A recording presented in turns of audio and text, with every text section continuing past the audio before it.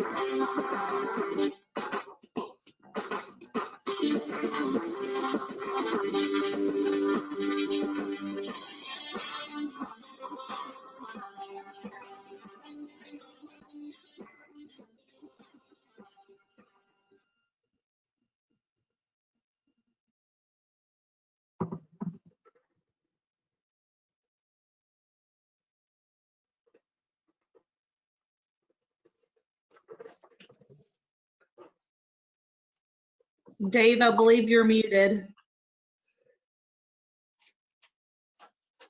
Well, of course I am. Ha ha ha ha. What would it be without technology?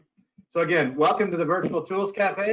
It's Tool Time with Dave. I'm going to be your host, Dave Reed, for the Virtual Tools Cafe series. We are on number 2 of 8. Very, very excited to be here again this week to continue GOMA's all annual Tools Cafe in this virtual environment. And we're also still very, very excited to continue to have Esri sponsor our virtual tools event. So before we get started with everything, there's a couple of meeting etiquette guidelines I'd like to share. So when you log into the meeting, if you could log in with your full name, please turn off your camera. Normally we'd love to see you, and we would be face-to-face at the all hands meeting. For the sake of bandwidth, we're asking you to please turn off your camera. Please mute your audio if you're not speaking. Those of you not using computer audio, please mute your phone. And as a reminder, don't put your phone on hold. We're sure that your Muzak on hold makes it fabulous, but it's distracting during a presentation. So if you're on the phone, don't put us on hold, just mute it. During the question and answer session, please introduce yourself with your name and affiliation before speaking. And finally, we would like to encourage the use of the chat box to ask questions during the presentations. Don't interrupt unless the presenter pauses Q&A. You can do that, but otherwise use the chat box. We decided to extend the webinar up to 30 additional minutes today, if needed, for question and answers at the end. We realize that some of you may have to join other calls at the top of the hour, so please use the chat box to ask. We are recording this webinar, so if you can always pop back in and watch the recording, scroll to the Zoom to the very end to get your questions answered. But we'll also provide those answers on documents on our website under the documents and presentations link from the main Tooltime landing page. And again, you can use the chat box to request technical assistance during the webinar should you have some. So with that, let's have a look at today's presentations. So we've got Nate and Therese and Amanda on talking about coastal landscapes and land. We're going to start off with a couple of NOAA sponsored tools and then end up with a private sector tool, an NGO type of tool. Amanda says so some of you guys might be familiar with the strategic conservation assessment tool set that they've got. They've done a of charrettes around the Gulf, so some of you have been participating in some. But before we begin these presentations, I'd like to hear a word from our sponsor. I'd like to introduce to you Keith with Esri, who's going to share with us today some exciting data and products related to today's webinar theory, coastal landscapes and land cover. And with that, I'll flip it over to you, Keith.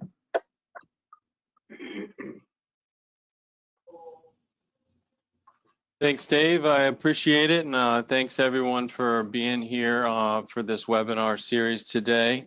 My name's Keith Van Graafland, and I'm a product engineer at Esri that works on with a team on the Living Atlas of the World. We work with authoritative source agencies, much like some of the folks that are presenting today, to help bring their content and make it more readily available within our platform. The Living Atlas is our mechanism for doing that. We've got quite a few data sets that I'm going to just quickly discuss around land cover and land cover change. First, I'd like to just let you guys know that we're here to support you. My contact information is here on the screen, as well as one of my colleagues, Lorraine Tai. She's the Director of Earth Science Solutions for Esri, and she's really been a big part of us being able to sponsor this event. So we're happy to be here participating with you folks today, albeit virtual. But I think that's the best that we can all do during this difficult pandemic time. Before I forget, I wanted to bring your attention to our Ocean, Weather, and Climate GIS Forum that's going to be in November this year. It's going to be virtual, and the dates are November 3rd and 4th of this year. The link at the bottom, which I will include in the chat window following my presentation, is where you can go to find out more. And we'd like to hear from some of you folks and possibly see you present on some of these great topics at this event as well. And kind of just transitioning over to the Living Atlas now, the Living Atlas of the World is where we really like to debut the content that's being made available by authoritative agencies such as NOAA, USGS, NASA, and other people making spatial data available that's curated, ready to use, and authoritative. And doing a quick search within the ArcGIS Living Atlas of the World for land cover, today's topics for the webinar, you can see we have quite a few different data sets that are available for your use. So I just wanted to point out that these web maps, these layers, these image services are here. They're coming from agencies to help bring into a web map or bring into ArcGIS Pro to be able to really bring context to the work that you're doing in a readily available fashion. First of all, I wanted to point out some of the work that's been done by Clark Labs. So recently we worked with Clark Labs, Clark University, to produce a global land cover 2050 world prediction layer. This data set is also made available as layers to where you can see what the predicted different land cover is going to be. You can get a pop-up and you can understand exactly what's going on. So at this point in time in 2050, this location is going to be characterized as grassland, scrub, or shrub. And to complement that layer, there's also a vulnerability change that's been done. And so you can see the areas based upon that change that are going to be most vulnerable going out to 2050. Some of the other heavily used layers within the Living Atlas for land cover change is our NLCD land cover. So this is a harmonized data set with the entire time series of NLCD that's made available. So you can look at this within a time series, or you could just select out the individual layers that you would want to use for each year. And as you go through the series, you can see the characterized land. It changes as different storm events roll through, as development occurs, as agricultural plots change. So this is a very, it's a data set that you can pull right in and have access to for your desktop analysis. It's ready to go and roll for both visualization and analysis. There's a global land cover data set that you can do the same type of work with. It doesn't have near the same sort of spatial resolution as an NLCD, but for global work, there is quite a bit of land cover change that's been documented between 1992 and 2018. And without all this data that's out there now, we have a couple apps that help you visualize this information as well. So here's one that uses the Clark Labs predicted NLCD 2015 layer, and you're able to interact with the data and see kind of what the difference is between 2011 and 2050, and see what the different changes are associated with a different area when you click on it. So lots of opportunities here to look at specific locations that are undergoing change, and we've tried to put some bookmarks and different things in there to see some of the areas that are most impacted by this prediction. So with that, I'm really excited to hear from the rest of the folks that are presenting today. Esri is very happy to be able to sponsor this event and continue to support the GOMA webinar series. So thanks a lot, and back to you, Dave. All right, thanks, Keith. We'll just hop right in and we'll get started. First up, we've got Nate Harold from NOAA OCM, who's going to be talking to us today about the Coastal Change Analysis Program, the high resolution land cover tool set that they've got out there. So Nate, you're on. All right, thanks, Dave. As Dave mentioned, my name is Nate Harold. I'm a physical scientist with NOAA's Office for Coastal Management. I'm located in Charleston, South Carolina, and I manage our Coastal Change Analysis Program, which I'm here to talk to you a little bit about today. Hopefully, there's more than a handful of you who are familiar with CCAP, and if you are, this is what you've known and hopefully come to love: our standard 30-meter land cover and change products, produced from Landsat imagery and updated every 5 years. We've been producing this data for decades.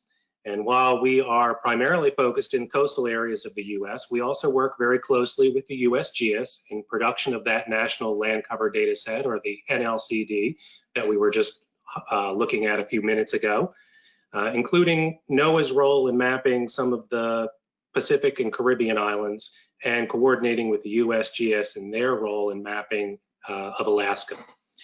Now, we have just recently released our latest date of land cover. That was a 2016 date, as well as re-released all of our older dates of CCAP, and that was based on some improvements that the USGS incorporated into their workflow and their time series. And all the NOAA CCAP data is available on Digital Coast's website. I encourage you to go to that website and take a look. There's a lot of information, supplementary information, that will help you understand the data, and tools that will help you use the data. But the key point of the message I'm here to talk to you about today is the fact that we're moving away from these data sets, and that we hope that the 2019 update that the USGS has already started and that we will incorporate it into our time series will really be among the last of our 30-meter product line that we produce. And that's because we realized several years ago that higher resolution, 1 meter or better land cover products was really where our future was. We've been producing high resolution land cover products for about a decade, but those products had typically been very expensive for us to produce and therefore very limited in terms of the geography over which we could produce them. That's changed recently due to a wealth of data being available and technology improvements, more freely available imagery and LiDAR, things like cloud-based and distributed processing, machine learning and more advanced deep learning AI classifiers, and just general hardware and software improvements, really making faster, cheaper, better possible. Though I would be the first to admit that faster is not necessarily fast, cheaper does not necessarily mean cheap, and that better is not perfect. There's still a lot of work that goes into creating a good product. And really what we've done is raise the bar on the product that we're producing so that we can try to produce that better product with much the same effort that we've put into our products in the past. Our immediate goal is to focus on a 2020 or 2021 date of land cover and to build that out in at least the coastal areas that NOAA holds responsibility for, but hopefully work with others to really build upon that in a more national framework. What we really want to be able to do is have that date of land cover built out before 2025 so that we can start updating those products operationally. And we really love to work with all of you as well as a lot of our federal partners, as I said, to not only cover the area that we would like to in the coastal zone of the country that you can see highlighted here in gray, but possibly expand that out to cover full states or the nation. With an added goal that we'd like to have at least one common date between our two different product lines. Here I'm showing two, both 2016 and 2020. And the idea here was that we would just have one common date so that we can help facilitate longer term trend analysis. We can have the 30-meter data that looks backwards in time and provides a more historic set of trend analysis, as well as the higher resolution, more detailed mapping that we will start to be doing looking forward in time for us. And what we're really talking about is moving away from products that are developed at this scale of use and develop data that can be used more at the local scale and that would support more detailed analysis like that at the parcel level or in riparian zones.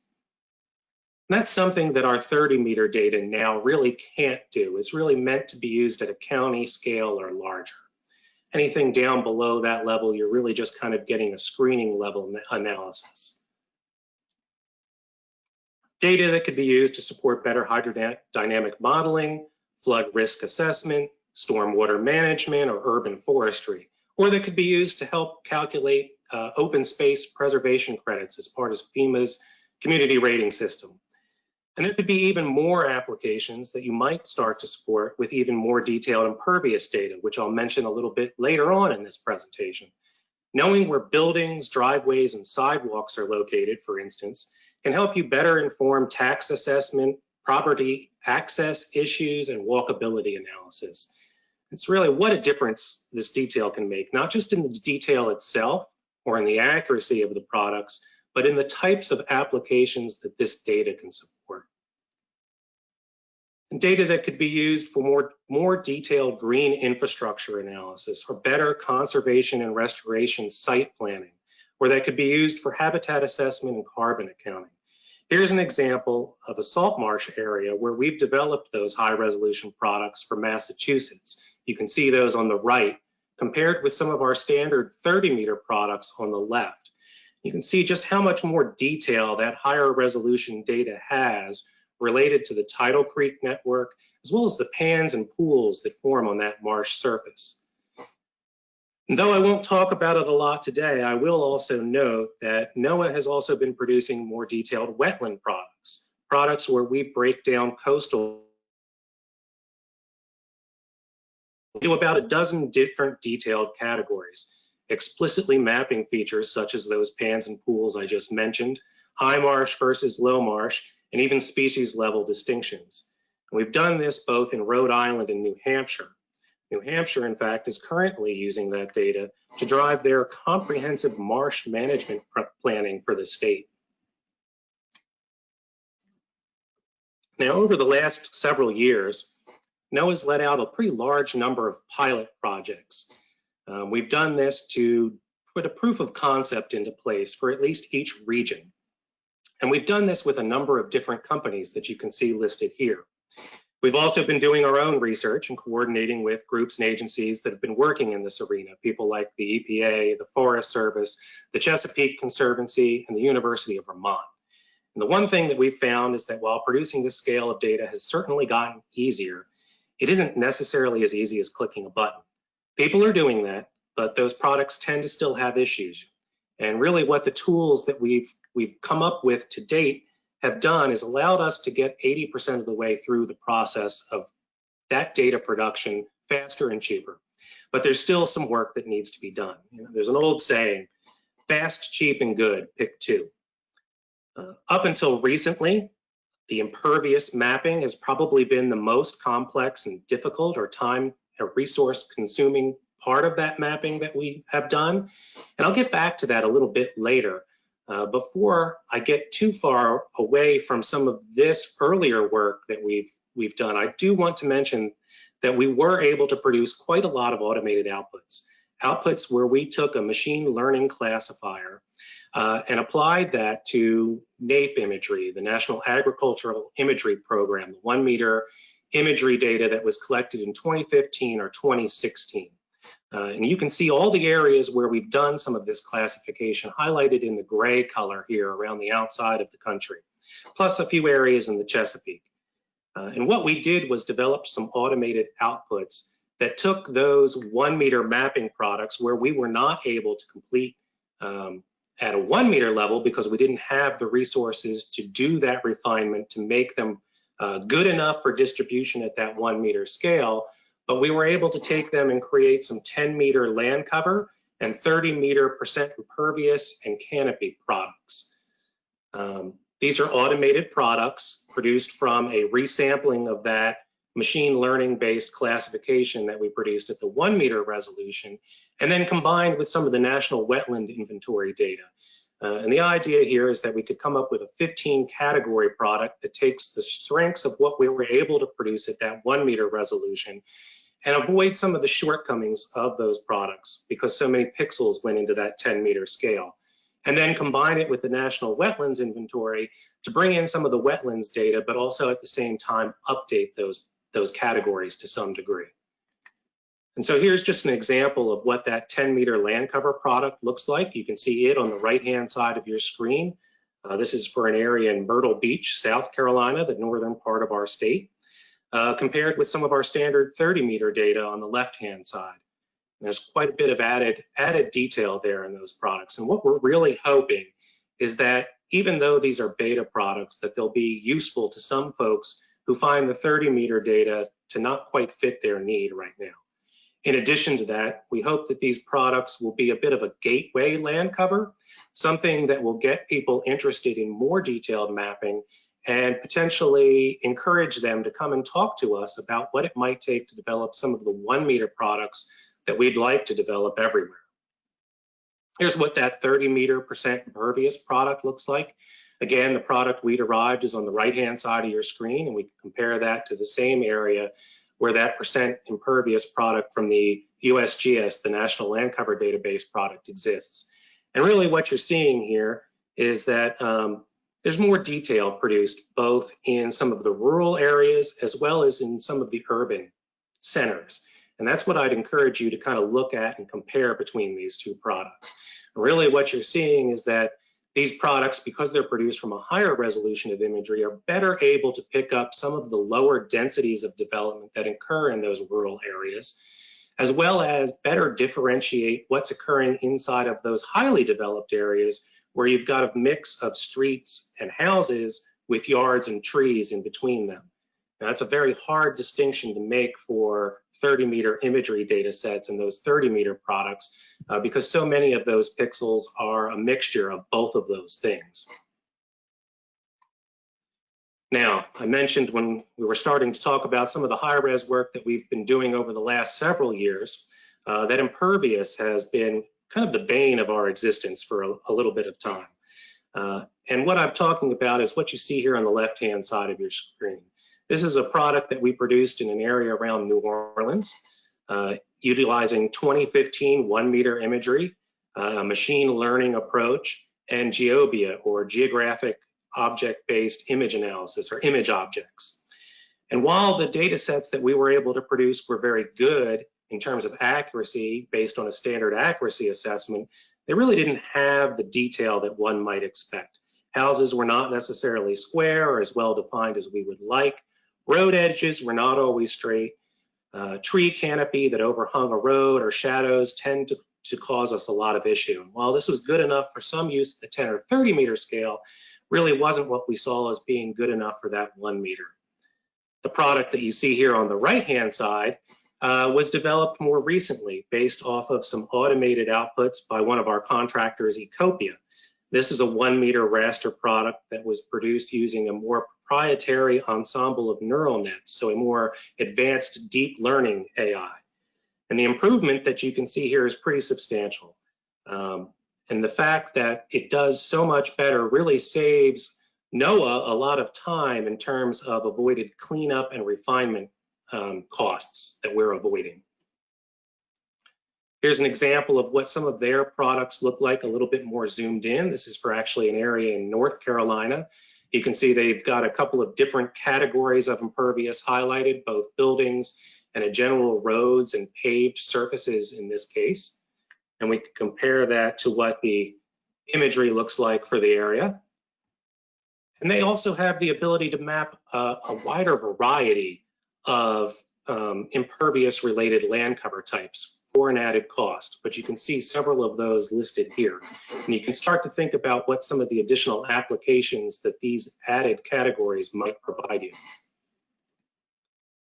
So here's some of the areas where CCAP currently has pilot data, either in development or upcoming. Many of the most recent of these areas that we have planned but not yet started are really built out around that better impervious mapping that we are doing. Key for the folks in this audience might be several of the Gulf Coast geographies that we have. We have an 8-parish area around New Orleans. That'll be ready and available from the Digital Coast before the end of this calendar year. This is something that we have been working in partnership with the New Orleans Regional Planning Commission to develop. We also have 6 counties in Mississippi, the 6 coastal counties. Those will be ready sometime after the New Orleans area, probably in the spring of 2021. And then 5 counties around Tampa, Florida. This is work that hasn't yet started. We hope to start that early in 2021, but we don't necessarily have an end date anticipated yet. That work in particular is one that is being funded by our partners at the EPA. It's specifically focused on whether or not the high resolution land cover data that we can produce for CCAP could directly be used to inform updates for the U.S. Fish and Wildlife Service and their national wetland inventory data. Really what we hope will be of use to many folks who are able to get this data and start to use it is that it will support a wide range of applications and have the ability to update those products that you may already have in your state, things like impervious surfaces, building areas, wetland maps, and bring a lot of that data more up to current condition. Our next steps are pretty straightforward. We hope to complete all of that pilot data development that we have in progress and planned and document those use cases for folks so that they can see just what kind of value that data can add to their applications. 2-minute warning. Sorry, Nate, this is your 2-minute warning. Okay. Yeah, so we've got a little bit of a short-term goal in that we'd like to fund as much of that impervious mapping as we can, and then build that out before that 2025 timeframe that I mentioned earlier into a full high-resolution CCAP product so that we can really start updating those products come 2024 through 2026. And then I'll just close with a slide that lists kind of for you, hopefully a cheat sheet of what some of these high resolution land cover products that we hope to have available, kind of an a la carte menu, if you will, that you might be able to choose from in terms of kind of talking with us about where your needs might lie. This could range from our standard high resolution CCAP product, which I've talked mostly about, to some of that more detailed impervious mapping that I mentioned from our contractor Ecopia, to some of the salt marsh habitat data that I mentioned very briefly that we've done in Rhode Island and New Hampshire. And with that, I'll end my presentation, probably not with enough time for any questions right now, but I'm happy to stick around at the end of the call and answer any and all questions that folks might have for me. I think that's absolutely great. I was just going to suggest that if you guys have got specific questions for Nate, go ahead and pop them in the chat box and we'll get to them at the end. And I want to thank you, Nate. Actually, I have a few questions for you, but I'm going to hold my questions for the end. We're going to move on to our next presentation. It's Therese Taylor. She's going to do a little bit more in-depth look at the CCAP program with the Land Cover Atlas tools. So I will now turn the mic over to Therese. Great, thank you, Dave. All right, hope everyone can see my screen. So good afternoon, everyone. My name is Therese Taylor. I am on the CSS Lynker team with NOAA's Office for Coastal Management, and I serve as the Regional Geospatial Coordinator for the Gulf of Mexico region out of the Stennis Space Center, Mississippi office. Today I'm going to give you a presentation on the Coastal Change Analysis Program Land Cover Atlas tool. And that is housed within our digital coast. And I've put the URL in the chat box, so if you want to follow along with me, please feel free to do so. And Digital Coast, of course, is managed by the Office for Coastal Management. And you can also, if you're in Digital Coast, just go to Tools, you can search for CCAP and it comes up. And once you click on that, you're brought to the, I guess, opening page for the CCAP LCA. And I'm going through this in PowerPoint just to save, for the sake of time. Sometimes it takes a minute to load in the actual tool, but everything I'm doing, you can certainly follow along. And so I think it's important to note that the CCAP Land Cover Atlas tool, you do not need to be a GIS expert to utilize the tool. This tool will give you access to land cover change information, and that information is produced through the Coastal Change Analysis Program. And it's a tool that summarizes general change trends such as forest losses or new development. It provides tables, maps, and reports, and enhances communication and decision making. So once we launch into the tool, you're first brought to a selection screen where you can select your location of interest by county or watershed, and then a year range. For this presentation, I'm going to focus on counties, but watersheds, if you select a watershed, if you have one in mind, you can certainly do that as well. It will give you the same type of development or developed information, forest information, things like that I'll be going through today. So first, I'm going to select Harris County, Texas for the years 1996 through 2010. That's the Houston area. And once we hit get started, we're brought to our general screen. And to note, on the very left-hand side of the screen are 4 icons that I'll be talking through today. The first one looks like a globe. It's the general information screen that you're going to get.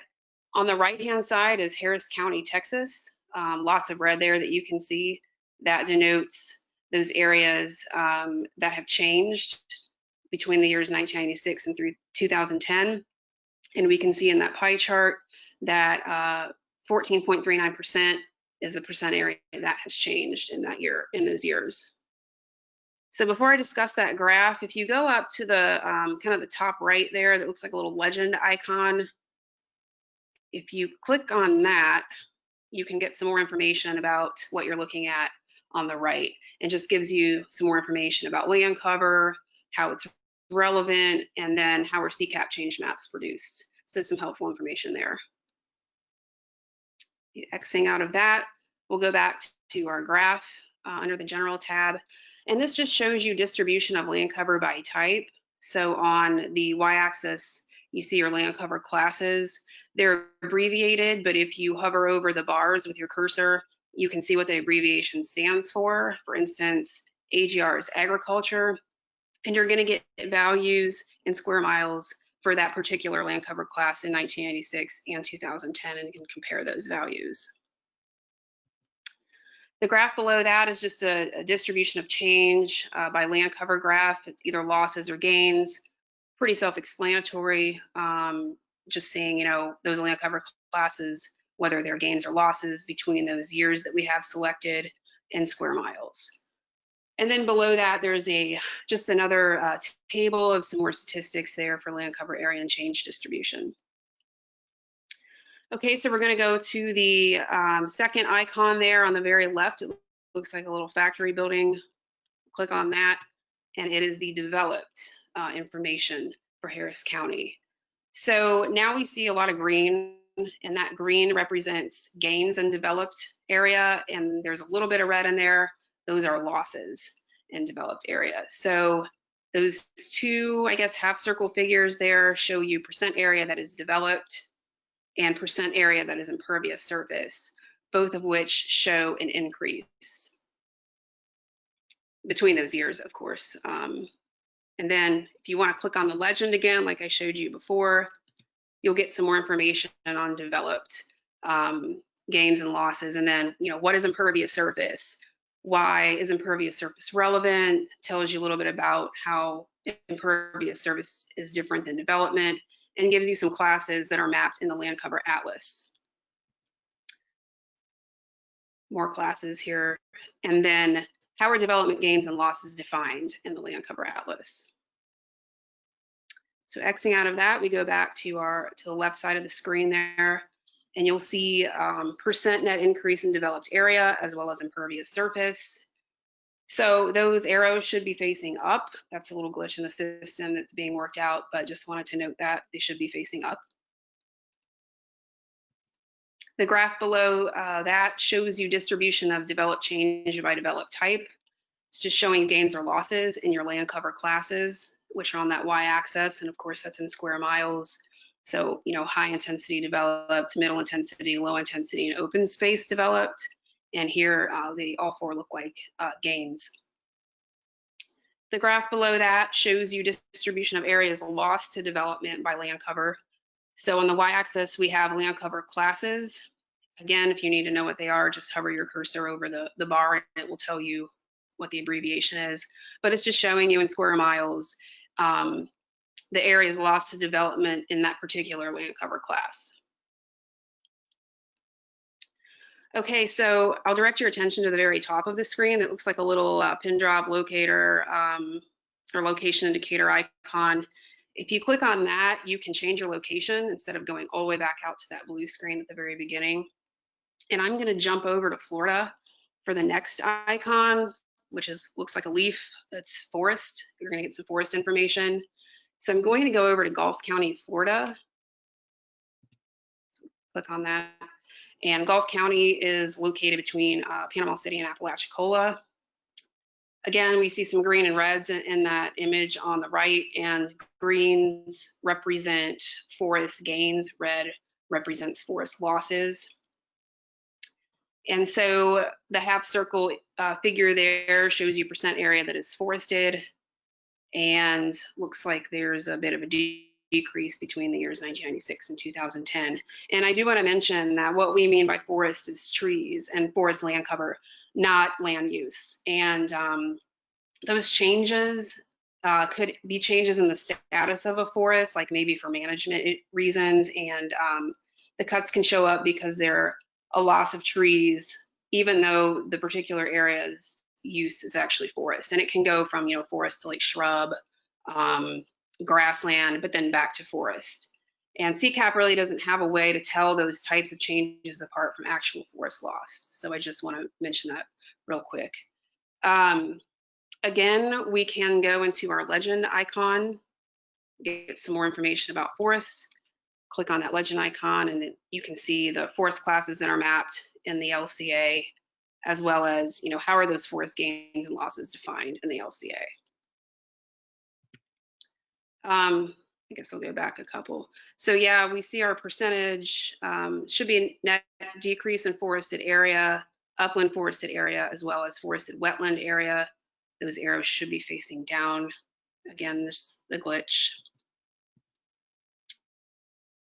The first graph that we are looking at here in forest are showing you a distribution of forest by forest type. So we've got our forest type on the y-axis. It's just showing you the values between 1996 and 2010 in square miles for that particular forest type, and you can compare those two. The graph below that shows forest change. And again, land cover classes on the y-axis, showing you the forest changes, be it a gain or loss within those particular land cover classes in square miles.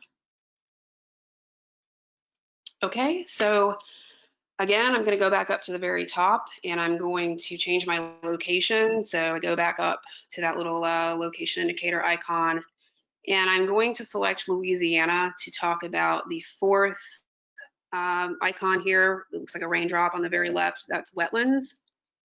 So I'll select Louisiana, and I'm going to talk about St. Mary Parish. Parishes in Louisiana, not counties. So we select St. Mary Parish and immediately brought to the page. And I'm going to select wetlands to talk about those. A lot of folks think about wetlands in Louisiana as a loss.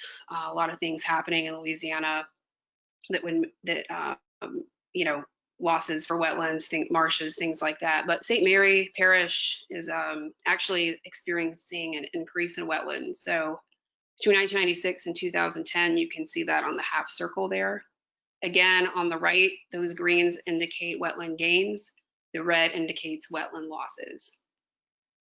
And the percentages right below that half circle figure, it should read percent net increase of total wetlands and percent net increase of freshwater palustern wetlands with upward facing arrows,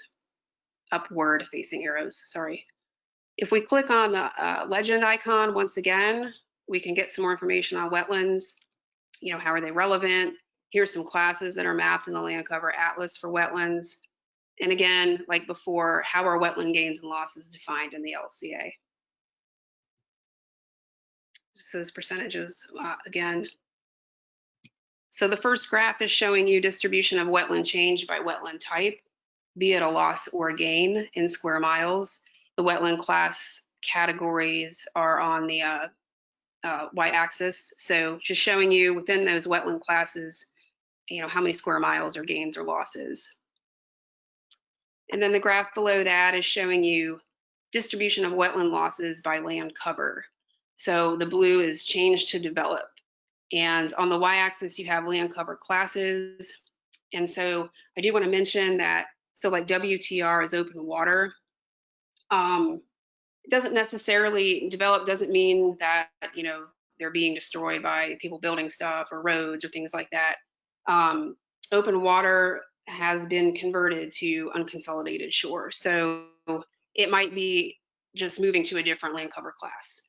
So I just want to mention that. And in 2016, in the updates there, more open water has been converted to shore. And some of the shore in 2011 has actually been converted to emergent marsh. So just a change in land cover class. But all positive that wetlands are increasing in Louisiana. Or I guess it's positive that it's positive. So Tracy, I have your 2-minute warning. Perfect. Thanks, Dave. You're welcome. So I'll also note that Plaquemines Parish, a little to the east, had some significant loss from Katrina. But again, in 2016 updates, we're seeing those areas recovering a bit. So lots of great wetland restoration in Louisiana. Before I wrap up, there's 4 different icons in that very, very far upper right corner. The first one, you can print your what you're looking at right now. The second, you can download land cover data. And if you click on that, you are directed to the CCAP FTP tool to download land cover data. The third icon from the left there in that very far upper right corner is a share URL icon. If you click that, it gives you the URL for the page that you are currently looking at, and you can share that via email, text, tweet, whatever you'd like. And that fourth icon, you can just change your base map. And probably should have showed you that very first, but. And before I wrap up, on the very first page that I showed you for the CCAP LCA tool, there is a download data button. So if you click on download data, you are brought to another tool in Digital Coast, which is the data access viewer. If you are interested in downloading imagery, land cover, elevation data, you can go into that data access viewer, search by address, lat or long, Latin long, or draw your bounding box.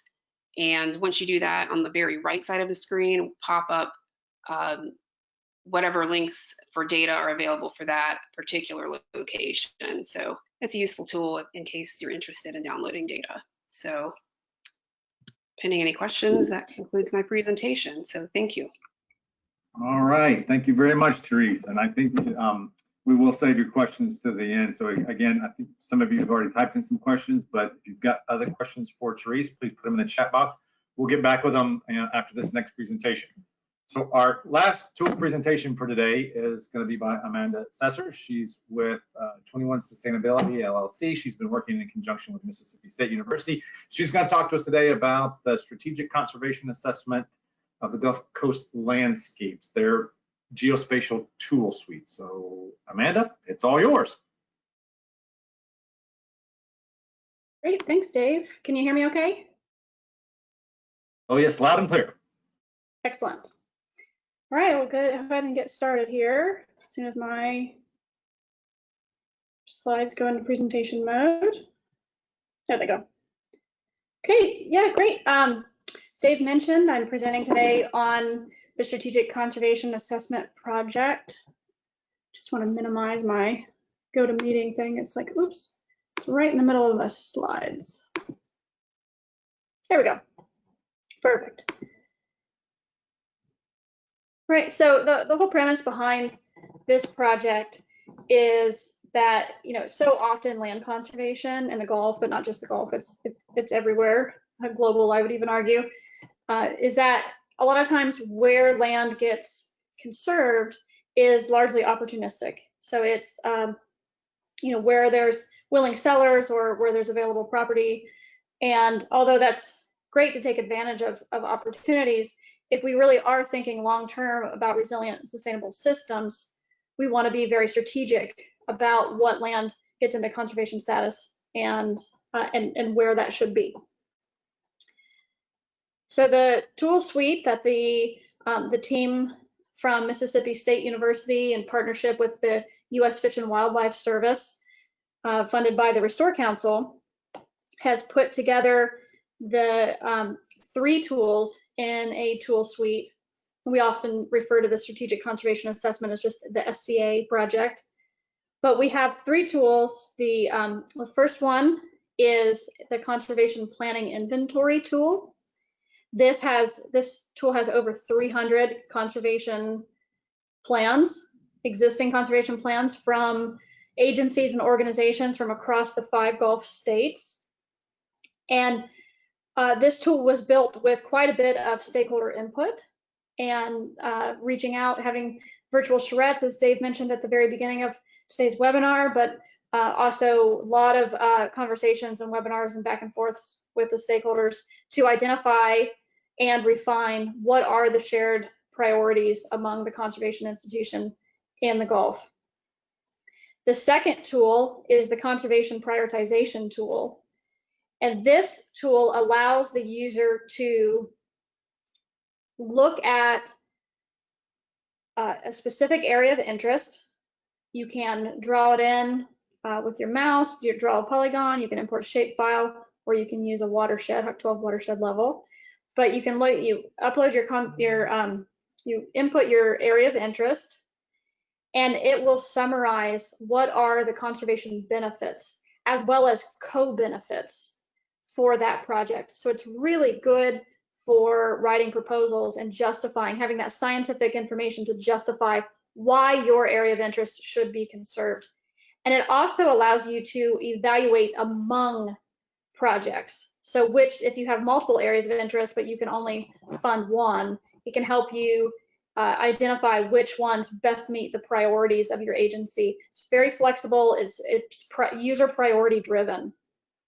And then the last tool is the conservation visualization tool. This is the newest of the 3 tools, and it is allowing the user to identify across the entire Gulf, given the organization's priorities, where are the areas that would be best suited for meeting those priorities in the conservation framework.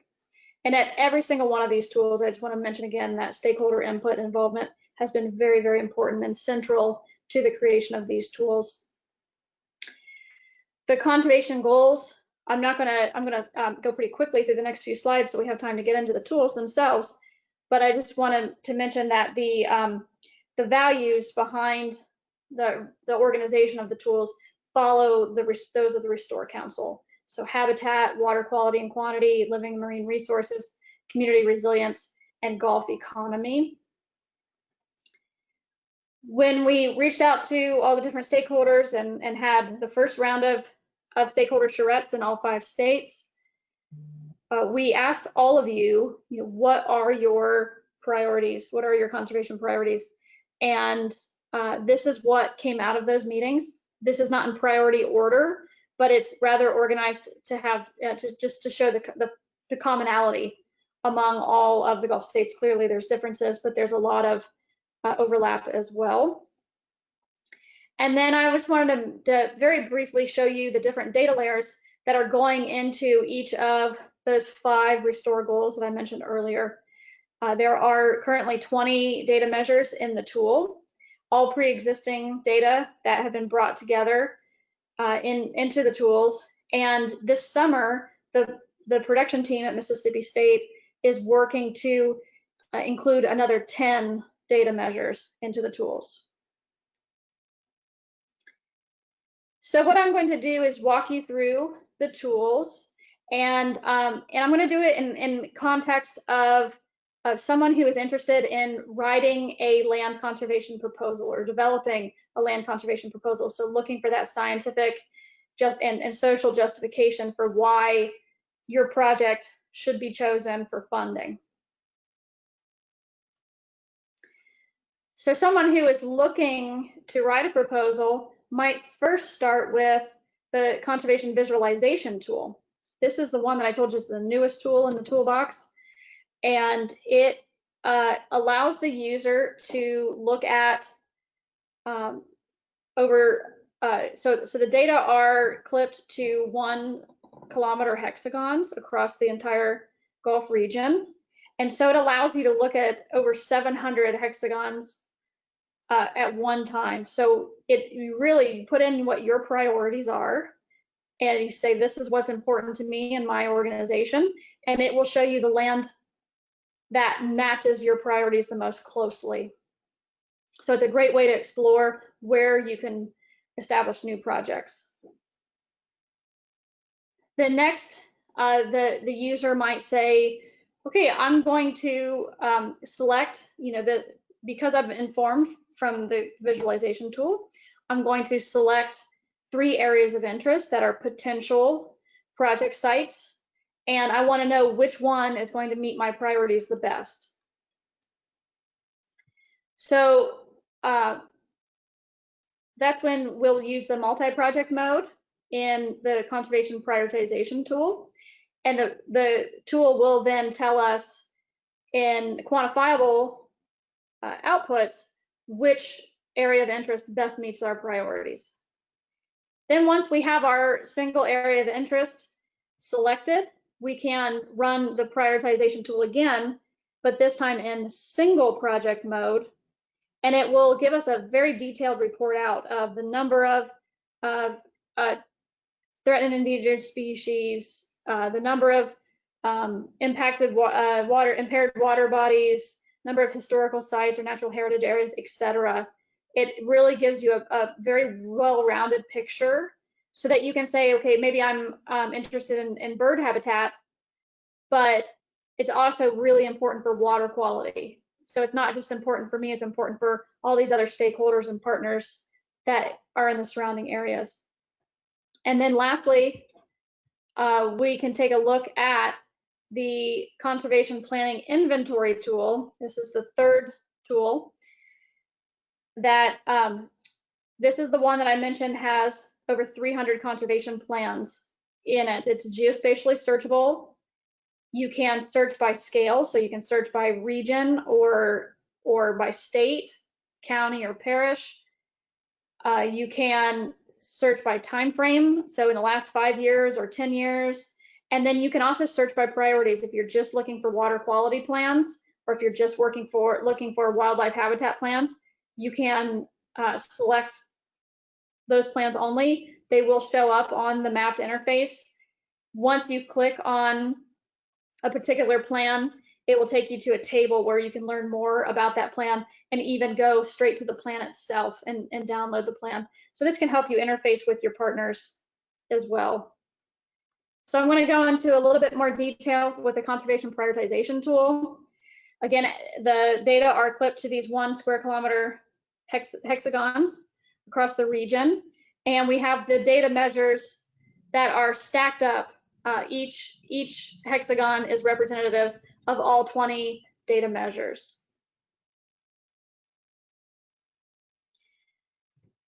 As I mentioned before, we have single project mode, multi-project mode, and then project portfolio. So it depends on how many projects you want to compare at the same time.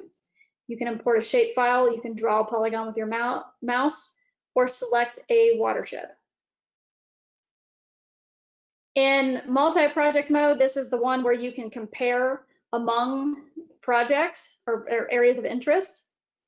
And there are sliding scales, so you can set what is most important: habitat, water quality, coastal and marine resources, community resilience, and Gulf economy.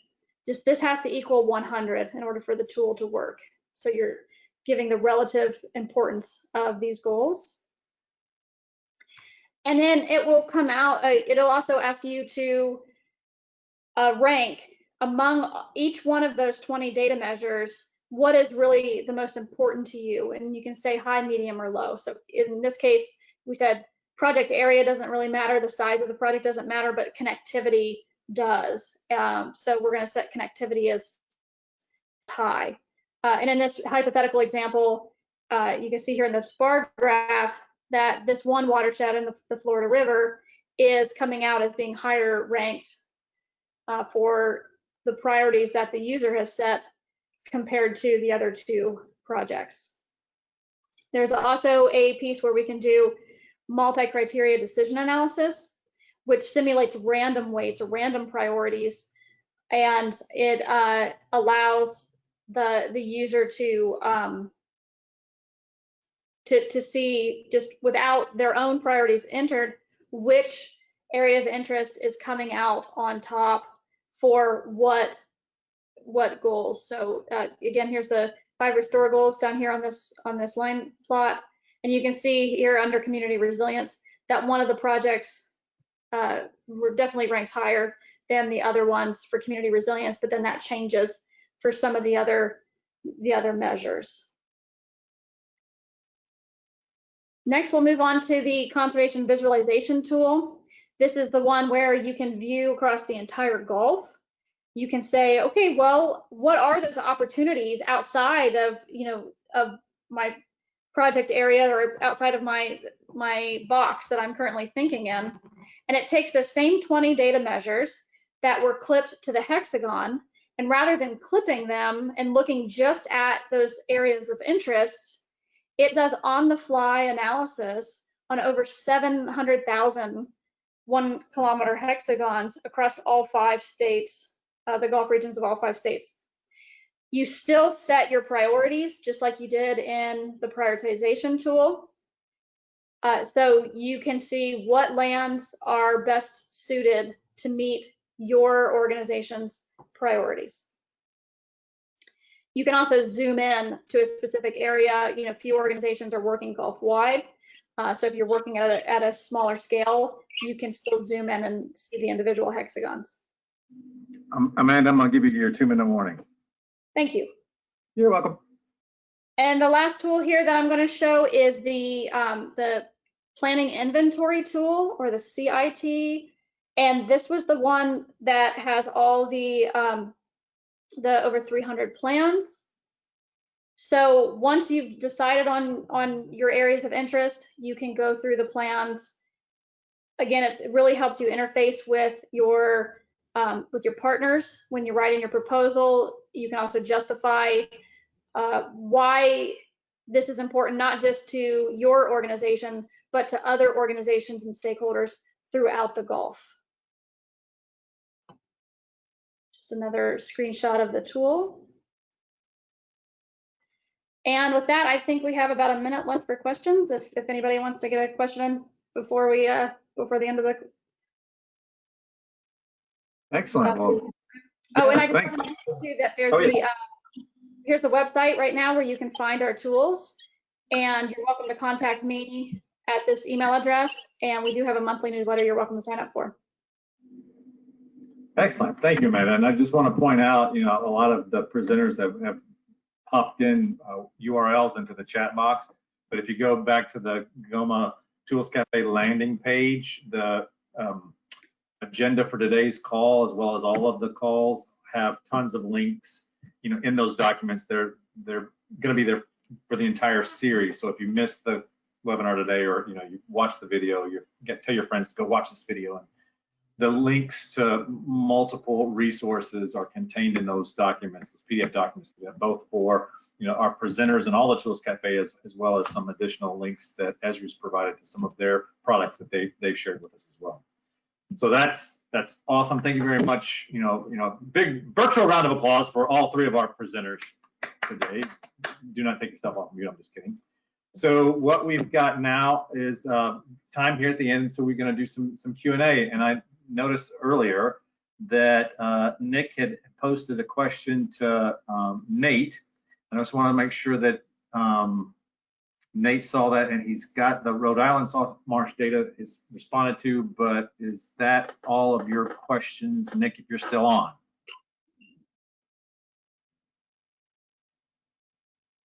New Hampshire and Rhode Island. So Nate, I don't know if you want to address any of that. Yeah, I guess I'll just expand by saying the links I provided are to both our high resolution CCAP page and the Rhode Island salt marsh data set, which is served up in the Rhode Island GIS website. The New Hampshire data, we're working on getting up in the Granite site for that state now. Both of those two data sets will be up in the Digital Coast shortly. So I actually have a question for you, Nate. When you were showing the map about the target areas, project area of interest, project sites for those deep learning to high resolution products, how do you guys determine where you're going? You said, you showed us the Gulf community, right? So that's what we're really interested in from a GOMA perspective. The counties, the parishes in Louisiana, the counties in Mississippi, and the counties in Florida. How do you guys determine what's next, and how can we help and have the Gulf done first? Sure. Yeah. No.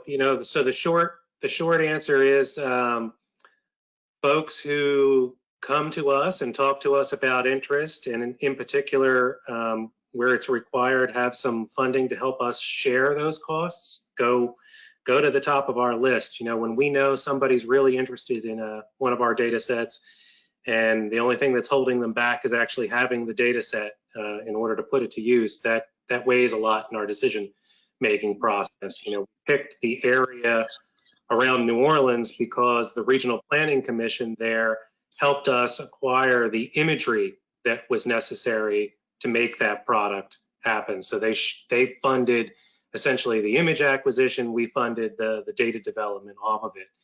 The rest of the time, it's kind of a mix of, in this case, pilot areas. So we wanted to make sure that we spread them around the country.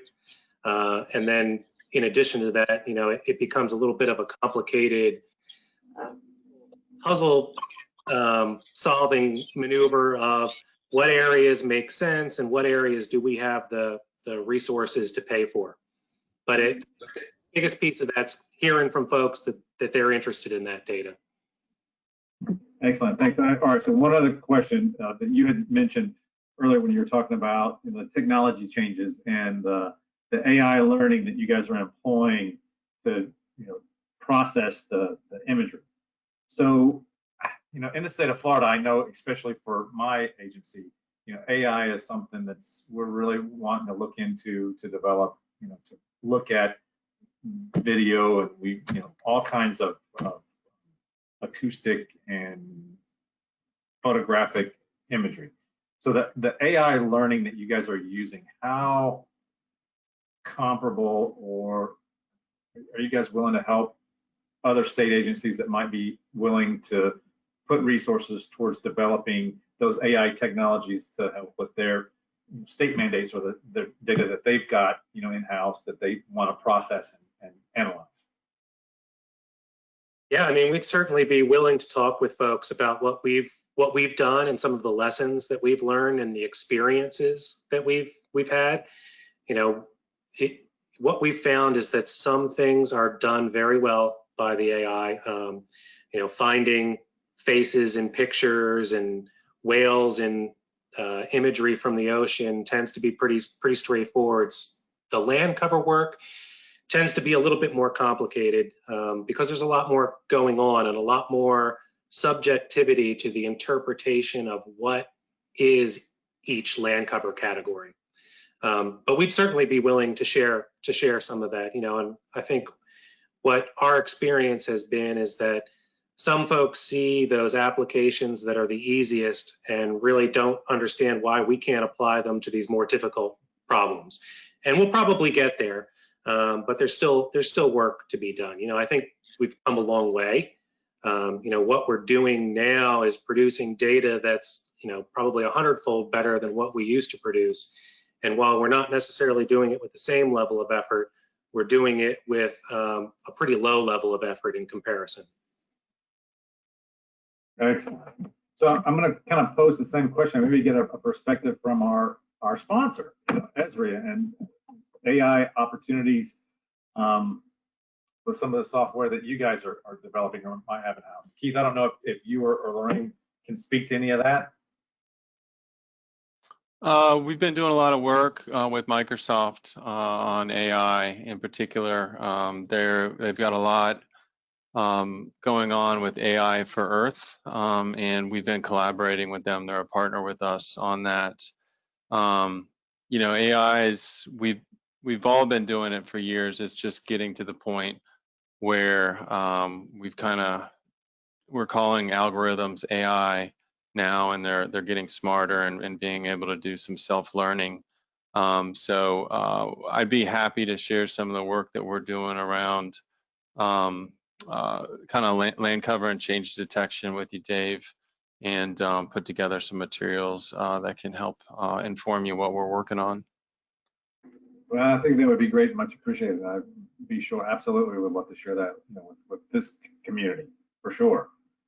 Great. So, thank you, I appreciate it. So anybody, any other questions, for Nate before we pop over to Therese? I think she's got one or two in the chat box. Anybody else for questions for Nate? Okay, hearing none.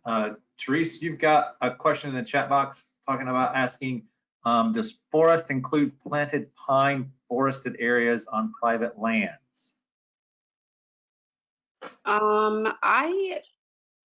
Nate, I may have to defer that one to you. Sure. You can probably speak better to that than I can. So yes, it does. It would be part of our evergreen forest category. And essentially, the easiest way to think about what we map as forest is whether or not you would consider a tree.